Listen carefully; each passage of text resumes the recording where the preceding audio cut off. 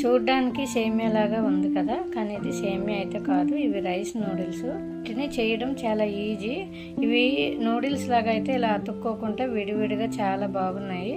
వీటిని కొంచెం వేడి నీళ్ళలో ఉడకబెట్టి ఉప్పు పసుపు వేసి కొద్దిగా సాఫ్ట్గా అయిన వరకు ఉడికించుకొని ఇలా వడబోసుకొని కొన్ని చల్లని నీళ్ళు కూడా వేసుకొని పక్కకు పెట్టుకోవాలి.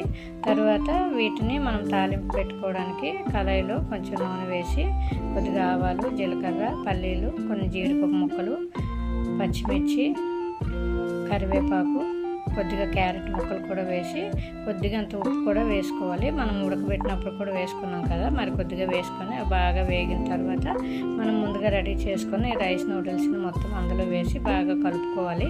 తర్వాత ఒక నిమ్మ చెక్కను కూడా పిండుకుంటే ఇది రైస్ నూడిల్స్ పులిహోర లాగా చాలా బాగుంటుంది. ఇవైతే మాకు బెంగళూరు నుంచి మా రిలేటివ్స్ ఇచ్చారండి. మీరు కూడా ఒకసారి ట్రై చేయండి, చాలా బాగుంటుంది.